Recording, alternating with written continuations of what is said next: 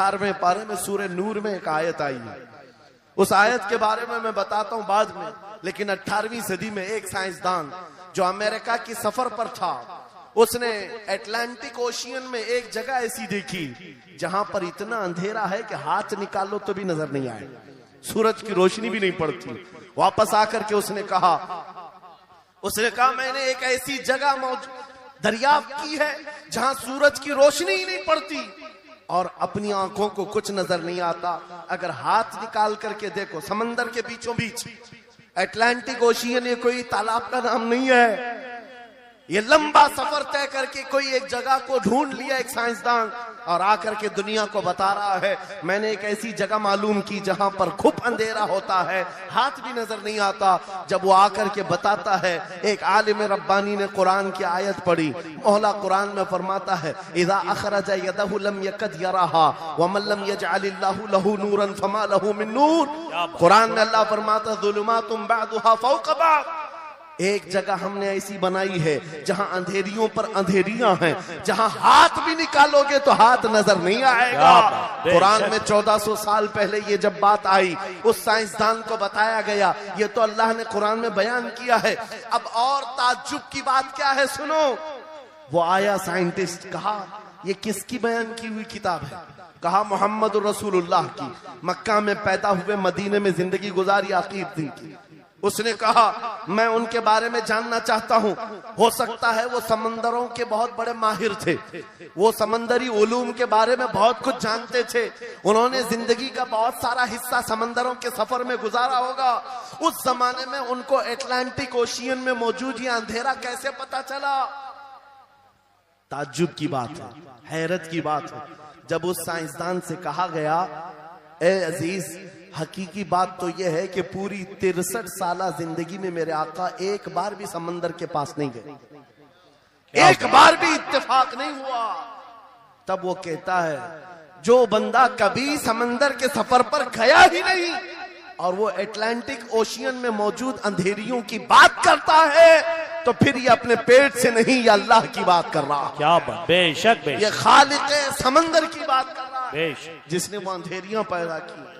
मेरे अजीजों, आपसे मेरा खिताब इसलिए है कि जो जखीरे अल्लाह ताला ने हमारी किताब मुकद्दस में रखे हैं, इसको हल करते करते लोगों के बाल सफेद हो गए और तुम तो अखलाक सीखने के लिए ऐसे लोगों के पास जाते हो जिनको पेशाब करने का तरीका नहीं मालूम। क्या बात, बेशक, कुरान के उलूम क्या कम है तुम्हारे पास?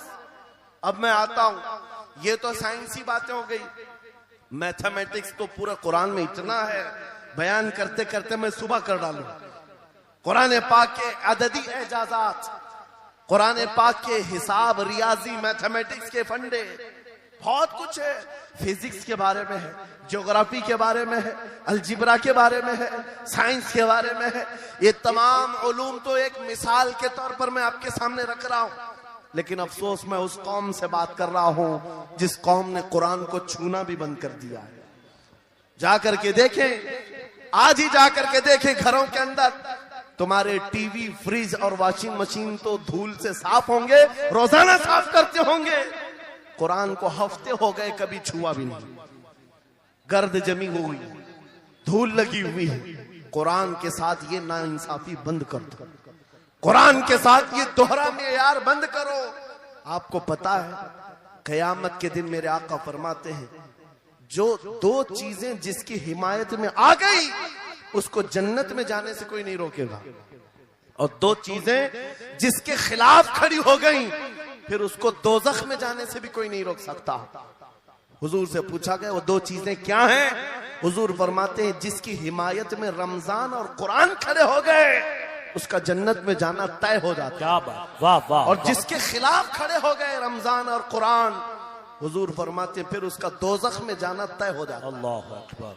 अल्लाह के रसूल, दानाए ग़ुयूब, कायनात के सरदार मेरे आका दुआ करते हैं, अल्लाहुम्मा जअलिल कुरान हुज्जतन लना ला हुज्जतन अलैना। ये मेरे नबी की दुआ है। आप तवज्जो करें, हुजूर जब ये दुआ कर रहे हैं, ऐ अल्लाह कुरान को क़यामत के दिन मेरा हिमायती बना, मेरे खिलाफ ना बना। क्या बात, वाह। साहिब कुरान खुद कह रहे हैं, कयामत के दिन इसको हमारे खिलाफ ना खड़ा कर, कुरान को हमारा हिमायती बना।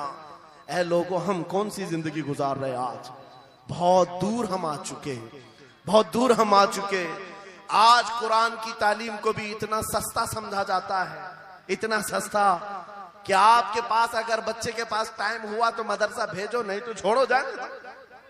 मदरसों में आने वाले वो बच्चे जिनकी नाक बह रही हो, कपड़े ढंग के ना हो, कारी साहब और हाफिज साहब खुद ही उसको साफ भी करें, खुद ही पढ़ा करके भी भेजे।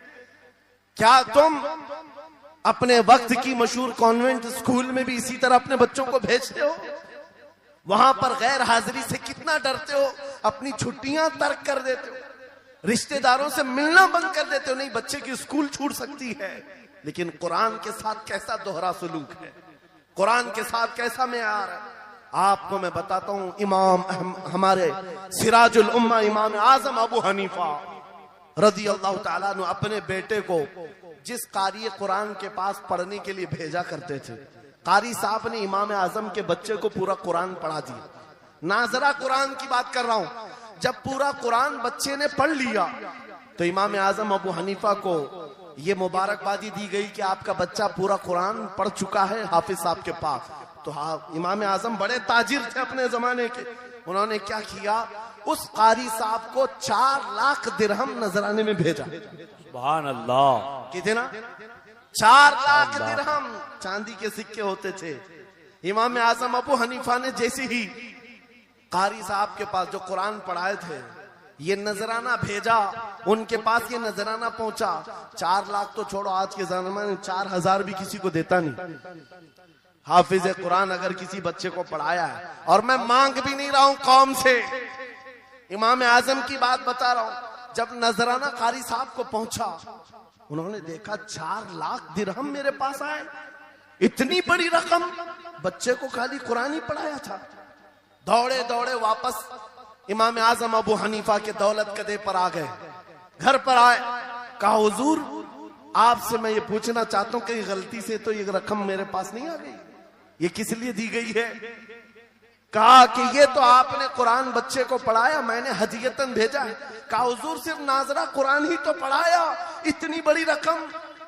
इमाम आजम अबू हनीफा ने कहा कारी साहब आज चले जाओ, और अपने बेटे को बुलाया, इधर आ बेटा, कल से इस हाफिज के पास पढ़ने के लिए तू हरगिज नहीं जाएगा, कल से इसके पास तू इल्म हासिल करने नहीं जाएगा। बच्चे ने पूछा हुजूर क्या हो गया? कहा जो बंदा मेरे 4 लाख दिरहम को कुरान से बड़ा समझता है, मैं उसके पास अपने बेटे को नहीं पढ़ा सकता। वाह वाह वाह। मैंने तो कुरान का एक हर्फ की कीमत नहीं अदा की, उसने कुरान के ऊपर मेरी रकम को समझ लिया। आज हमने कुरान को कहां समझ लिया है? वो इमाम आजम अबू हनीफा फरमाते हैं जो कुरान से ज्यादा माल को अहमियत देता है उसके पास बच्चों को पढ़ाओ भी मत, ना पढ़ाओ। अजीजा ने गिरामी वकार, हमारा ये दोहरा सलूक, हमारा ये दोहरा मेयार कुरान के साथ जो हमारी नाइंसाफी है, हमें अखलाकी पस्ती में लाकर खड़ा कर चुकी है, अखलाकी पस्ती में लाकर खड़ा कर चुकी है। अरे हम देख रहे हैं आयरा गैरा नत्तू खेरा हमें सिखाने आ रहा है, बढ़ाने आ रहा है कि तुम्हें डेवलपमेंट के बहुत सारी चीजें बताई जाती है कि तुम्हारी पर्सनालिटी डेवलपमेंट क्या होती है। अलीगढ़ वाले तो नौजवान बहुत सारे जो स्टूडेंट्स हैं जानते होंगे, बीए कर लिया, एमए कर लिया, बीकॉम कर लिया, या कुछ भी कर लिया, डिग्री हासिल कर लिया। बड़ी बड़ी कंपनियां आज पूछती हैं कि इसके पास पर्सनालिटी डेवलपमेंट है या नहीं। ये क्या है पर्सनालिटी डेवलपमेंट?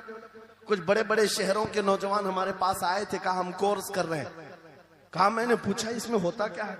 कहा इसमें सिखाया जाता है बैठना कैसा है, लोगों से मिलना कैसे है, खाने के लिए बैठे तो चम्मच कहाँ रखना है, बर्तन कहाँ रखना है, लोगों से हैंडशेक कैसे करना है, ये सारी चीजें सिखाई जाती हैं। मैं नौजवानों से पूछा कि अच्छा कितने महीने का? कहा कहीं 6 महीने का, कहीं साल भर का।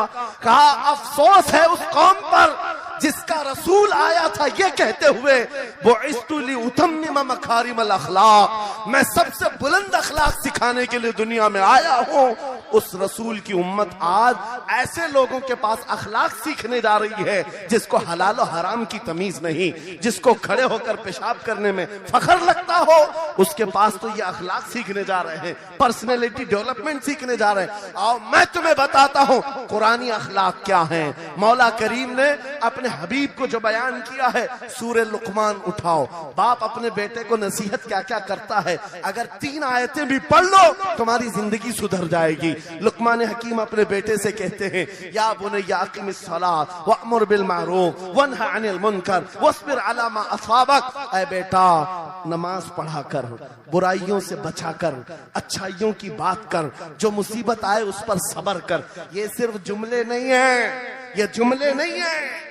लुकमान हकीम ने अपने बेटे को जो डराया था, कुरान कहता है, या बुनैया इन्नहा इन तकु मिस्काल हब्बतिन मिन खरदलिन फतकुन फी सखरतिन औ फी समाई औ फिल अर्दी याति बिहा अल्लाह। आज हर बाप को चाहिए कि ये नसीहत अपने बेटे को करे। क्या बात, हर बाप अपने बच्चे को ये बात बताए, सुनो क्या। लुकमान कहते हैं, बेटा बुराई अगर तूने कर लिया, ये मत समझना कि मैं रात के अंधेरे में छुप कर लिया। आज तुम्हारे हाथ में मोबाइल गुनाहों का अड्डा बन करके आया है। सिर्फ एक टच स्क्रीन पर सारी दुनिया तुम्हारे सामने नंगी नाचती हुई नजर आती है। कितने नौजवानों ने अपने अखलाक का कत्ल कर लिया है, उनकी आंखें हया से नापाक हो गई हैं। कितने लोगों ने अपना नूर ईमान बेच दिया मोबाइल की स्क्रीन पर चलने वाली इन बेहया तस्वीरों पर। कितने तो फरेफ्ता हो गए, कितने जवानी बर्बाद कर चुके। तुम क्या समझते हो मेरे अजीजों, एक जवान ने मुझे बताया था, रात के वक्त मैं तन्हा मोबाइल लेकर बैठा था, अचानक पर्दा हिला तो डर लगा, जल्दी से स्क्रीन ऑफ किया, बैठा। मुझे लगा माँ आई होगी, बाप आया हो, कोई आया होगा, लेकिन कोई नहीं। पर्दा हिला, एक बिल्ली आई थी, इससे भी डर लग गया। मैंने कहा पर्दे के हिलने से इतना डर है कि कोई आ जाए, तेरा ईमान कहां गया? वो मौला कहता है, यअलमु खाइनतल अयुनि वमा तुख्फी सुदूर। वो रब तुम्हारे दिलों में गुजरने वाले हालात को भी देख रहा है, बेशक तुम्हारी आंखों की खयानत को भी वो देख रहा है। जब तुम्हारा यकीन ही खत्म हो गया तो क्या करोगे? इसीलिए अरबी का मशहूर मकौला है, इज़ा लम तस्तही फफ़अल मा शिअत वस्ना मा शिअत। जब तुम्हारे अंदर से हया निकल जाए तो जो चाहे करो, जो चाहे कर लो। आज लुकमान हकीम की वो बात मैं पेश कर रहा था, आयत मुकम्मल करता हूं। बाप अपने बेटे से कहता है, अगर बुराई कर लिया तूने, अगर बेहयाई हो गई, ये मत समझ के बहुत छुप करके किया। आज से 4000 साल पहले लुकमान हकीम कह रहे हैं अपने बेटे से, अगर बुराई तू आसमानों में जाकर करेगा, या पहाड़ के अंदर घुस कर करे, या जमीन के अंदर जाकर करे, कहीं पर भी कर ले। जबकि ये तीनों चीजें उनके जमाने में नहीं थी, न पहाड़ों के अंदर जाकर के करने का तसव्वुर, न जमीनों के अंदर जाने का, न आसमानों में उड़ने का तसव्वुर। ये सब आज के दौर में मुमकिन है। और लुकमान हकीम कहते हैं, अगर तू इन सब जगहों पर जाकर कहीं पर भी करेगा, याति बिहल्लाह, अल्लाह वो तेरे सामने लेके आएगा। बेशक वमन यअमल मिस्काल ज़र्रतिन खैरन यरा वमन यअमल मिस्काल ज़र्रतिन शर्रन यरा। तुम अगर राई के दाने के बराबर भी नेकी करो, अल्लाह वो तुम्हें दिखाएगा। राई के दाने के बराबर भी बुराई करो, अल्लाह तुम्हें दिखाएगा। अखलाक सीखने के लिए दूसरी जगह जाते हो, अगर ये फार्मूला किसी को याद हो जाए, मैं कहता हूं सारे सीसीटीवी कैमरे बंद हो जाए, इस बंदे को कोई बहका नहीं सकता, जिसके दिल में सिर्फ इतना ख्याल है कि मेरा मौला मुझे देख रहा है, बेशक बेशक मेरा रब मुझे देख रहा है।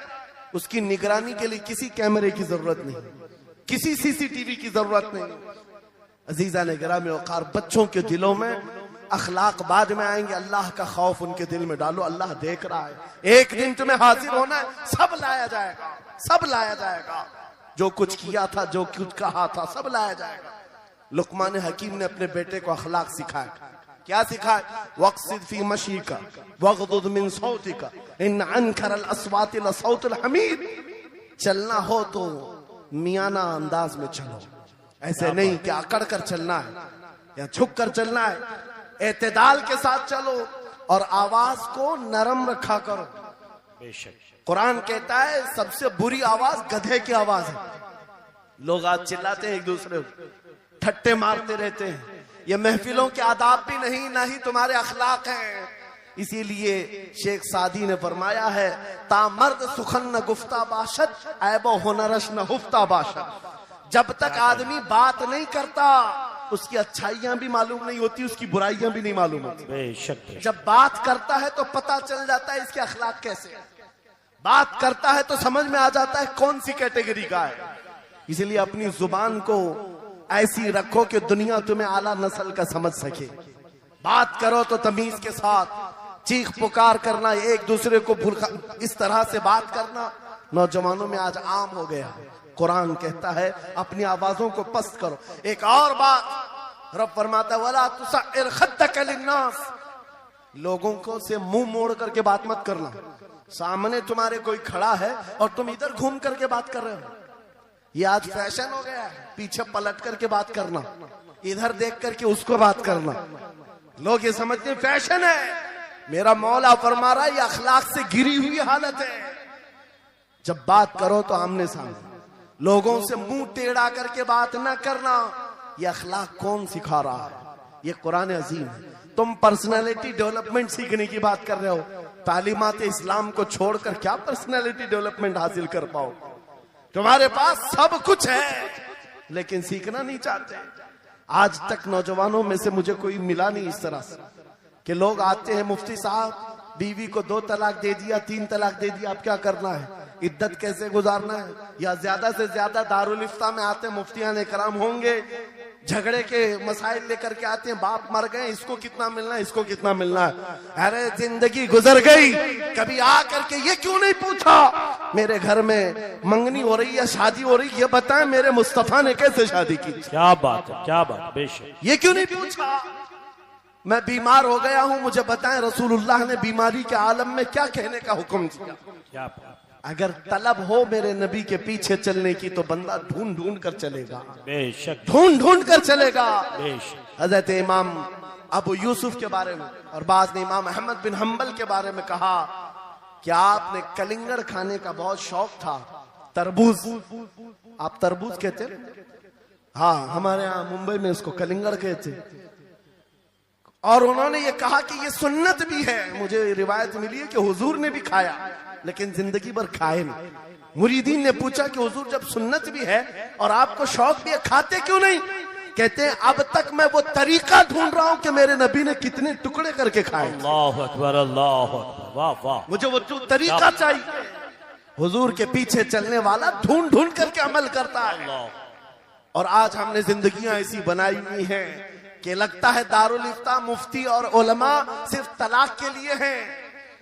ये इद्दत के मसले पूछने के लिए, विरासत के मसले पूछने के लिए। अरे हमें भी काम दो, हम ढूंढ ढूंढ कर तुम्हें बताएं मेरे नबी चलते कैसे थे, मेरे नबी बात कैसे करते थे, लोगों से मुसाफा कैसे करते थे, लोगों के सामने आते तो कपड़े कैसे पहनते थे, मेरे नबी की नमाजें कैसी थी, हुजूर जब दस्तरखान पर बैठते कहां से शुरू करते कहां से खत्म करते।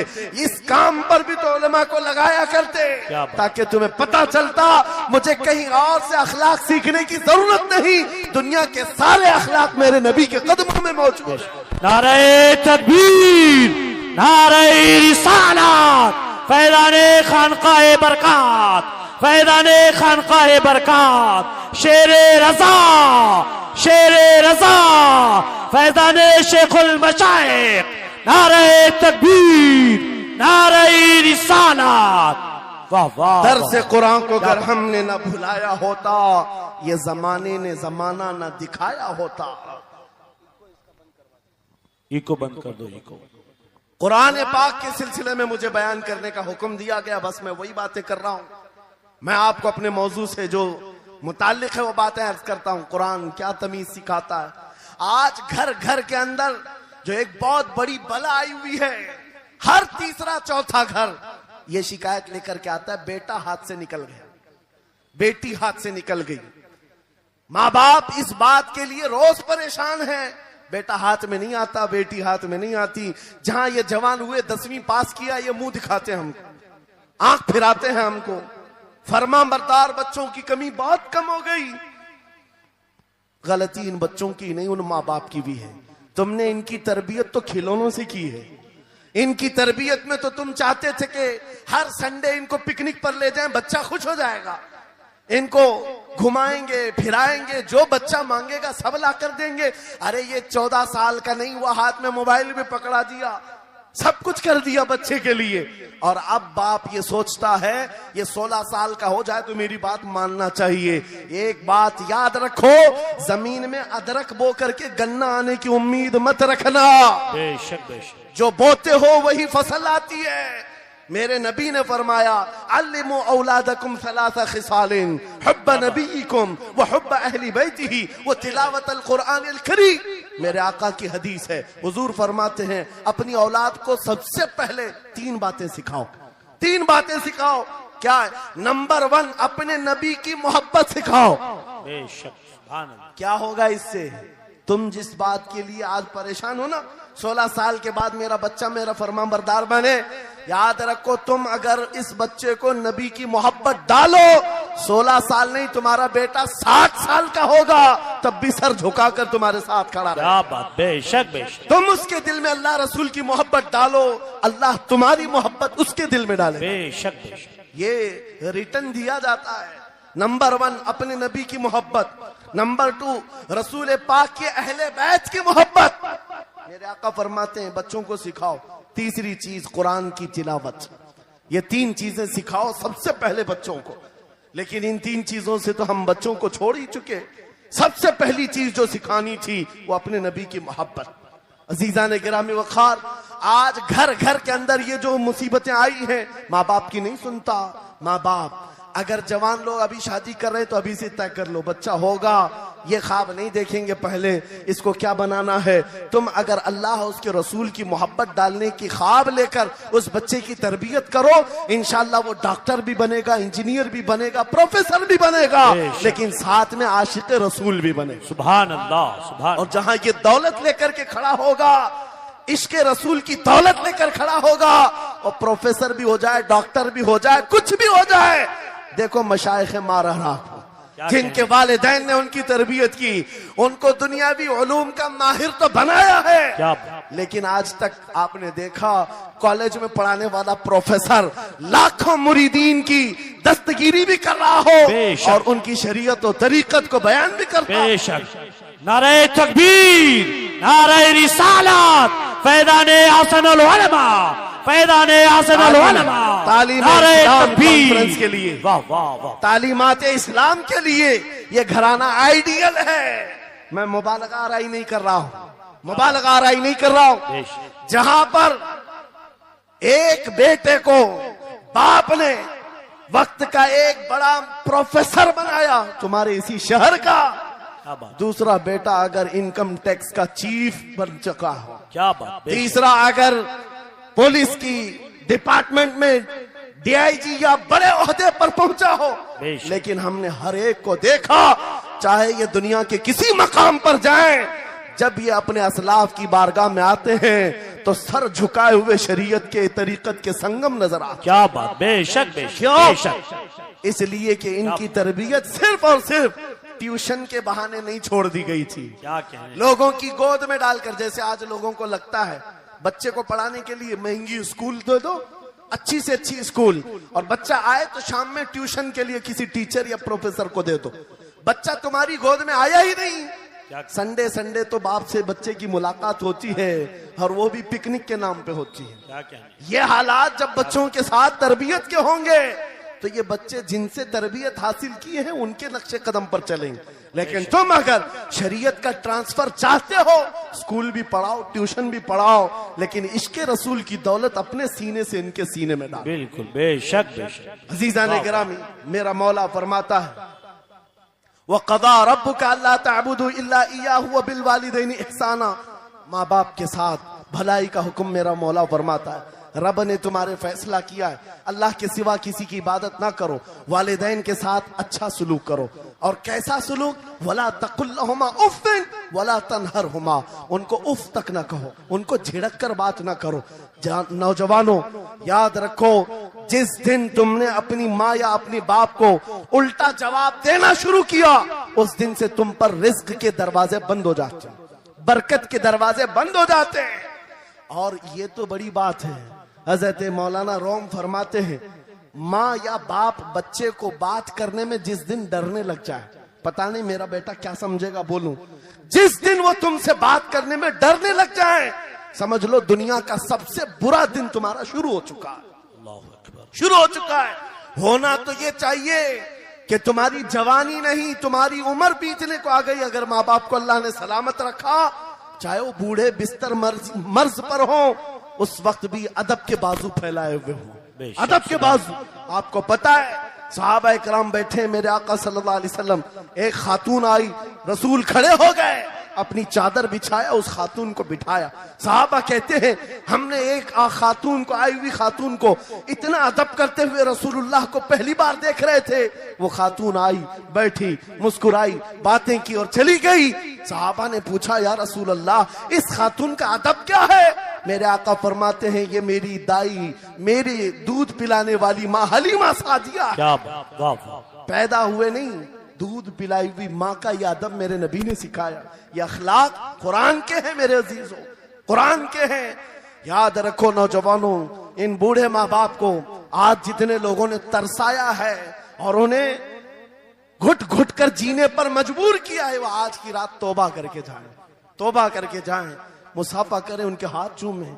ये तुमसे क्या तमन्ना रखते हैं? बस इतनी कि तुम अपने पैरों पे खड़े हो जाओ, ढंग का कमाना सीख जाओ। नौजवान को इनका डांटना बुरा लगने लगता है, माँ बार बार चिल्लाती है, बाप बार बार डांटता है, घर छोड़कर भाग गया, फिर उसके बाद याद रखो अल्लाह ताला ऐसे जूतों पर तुम्हें डाल देता है जो तुम्हारी हैसियत के भी नहीं होते, कमतर लोग तुम्हें हाँकते रहते हैं। इससे बेहतर है हमें पैदा की हुई माँ, हमें दूध पिलाई हुई माँ अगर डांटती है, कोसती है, मारती है, ये नेमत है। एक नौजवान के बारे में मैं अक्सर कहा करता, हमारे साउथ का था, बड़ा बिगड़ा हुआ, माँ मेरे पास आई थी, कह रही थी इसको समझा ले, मैं बेवा हूं, मैं बेवा हूं, इसका बाप बचपन में मर गया, ये बच्चा 2 साल का था, मेरा शोहर मर गया, मैं घरों की पतेलियां मांझ मांझ करके इस बच्चे को बड़ा की हूं, लेकिन आज ये औबाश बन गया है। बदमाशों की दोस्ती। मैंने उस नौजवान को बुलाया था, अपने करीब किया, समझाया, अल्लाह ने उसको समझ दे दी। वो लड़का थोड़ा बहुत सीधे रास्ते पर आया और बेंगलुरु गया था कमाने के लिए। मैंने कहा नौकरी कर, तेरी माँ कुछ नहीं चाहती, वो जिंदगी तो गुजार चुकी, अपने हाथों से कमाई है, बस ये चाहती है कि तेरी कमाई का एक लुकमा खा ले। ऐ नौजवान, क्या अपनी माँ को इतना भी सुख नहीं देना चाहता? गया था कमाने के लिए। मेरे अजीजों, आज भी वो मौजूद है, आज भी है। वो कमाया, महीना भर गुजरा था या 2 महीने ही, अपनी तनख्वाह लेकर के वतन वापस आया। अपने घर के पास जिस दिन वो पहुंचा था, घर के बाहर बहुत भीड़ जमी थी। लोगों से पूछा उसने तो पता चला उसकी माँ आज ही सुबह इंतकाल की। अल्लाह अकबर। वो पैसों की गड्डी ला करके जो कमाया था 1 महीने 2 महीने की तनख्वाह माँ के कदमों में रख दिया। बहुत रोया। ये बात मैं तकरीरों में इसलिए कहता हूँ, उसने कई बार कहा मुफ्ती साहब नौजवानों को सिर्फ इतनी बात कहें, मैं इस अजाब में रोज मरता हूँ, मेरी माँ जिंदगी भर लोगों के जूठे मांझ करके मुझे खिलाती रही और मैं एक लुकमा मेरी माँ को खिला न सका। जिस दिन मैं लाया था पैसे, ये तो दुनिया से चल पड़ी। मुझे आज रोज इस बात का गम सताता है। आप नौजवानों से खिताब करते हैं, कम से कम इनसे कह दें कि तुम्हारे माँ बाप जिंदा हैं, होश में आ जाओ, अपने हाथों से उनको खिला तो सको, उनके हाथ पकड़कर चला तो सको, इसलिए कि दुनिया की अजीम नियामत है। जिसका बाप जिंदा है, जिसकी माँ जिंदा है, उसके हक में वो दुआ कर लें। मेरे आका फरमाते हैं नबियों की दुआ उम्मत के बराबर जो होती है, वो बाप की दुआ बेटे के बराबर होती है। आज मैं गुफ्तगू समेटता हूँ, खत्म कर देता हूँ, इसलिए कि अखलाक इस्लाम बहुत वसी मौजू है, बहुत वसी मौजू है, लेकिन आपके लिए सिर्फ इतनी बात काफी है कि कुरान को छोड़ करके अगर दूसरी जगह सीखने जाओगे तो मारे मारे फिरोगे। आज वापस आ जाओ उसी कुरान पर जिसको मेरे आका ने हमारे उरूज का जरिया बनाया है। लेके जामे खिताबत की सरमस्तियां वाइज़े अहले सुन्नत चले आइए, जलाले आतिशे बरको सहाब पैदा कर, अजल भी कांप जाए वो खिताब पैदा कर, तेरे खराम में हो जलजलों का राज नेहा, तू हर एक गांव पे एक इनकलाब पैदा कर, तू इनकलाब की आमद का इंतजार न कर, जो हो सके तो अभी इनकलाब पैदा कर। इस्तिकबाल करे नारे तकबीर और रिसालत की गूंज में, नारे तकबीर। हर हाथ बुलंद हो, हर जबान आवाज निकाले, खामोशी का पहरा न हो, और इस्तिकबाल करे नारे तकबीर, नारे रिसालत, नारे हैदरी, फैजान आला हजरत, फैजान मारहरा शरीफ, तालीम इस्लाम कॉन्फ्रेंस, शेर हिंदुस्तान।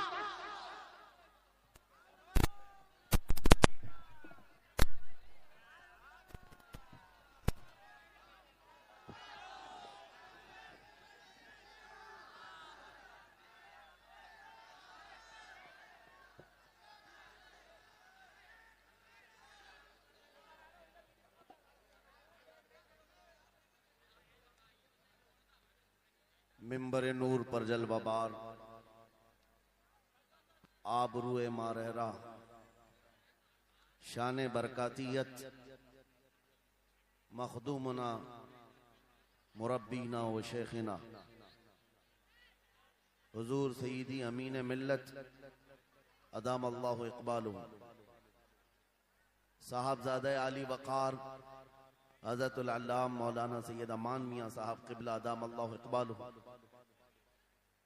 उलमाए ज़वील एहतराम, असातीन मिल्लत और हाज़िरीन अहले सुन्नत व जमाअत, अस्सलामु अलैकुम व रहमतुल्लाहि व बरकातुहू। अल्हम्दुलिल्लाह, अल्हम्दुलिल्लाहिल हन्नानिल मन्नान अल्लज़ी खलक़ल इंसान व अल्लमहुल बयान। आप ही आप उतरते थे फरिश्तों के हुजूम, वो अजब शाह था दरबार सजाता भी न था, आप पहले ही मुआफी उसे दे देते थे। मन्नतें करके मनाना जिसे आता भी न था, मन्नतें करके मनाना जिसे आता भी न था, और आप कांधों पे नवासे लिए चल पड़ते थे, गोद में जब कोई बच्चों को बिठाता भी न था। आप कांधों पे नवासे लिए चल पड़ते थे, गोद में जब कोई बच्चों को बिठाता भी न था। जभी तो ताजदार बरेली ने कहा था, अल्लाह की सरताबा कदम शान है ये, इंसान ही इंसान वो इंसान है ये।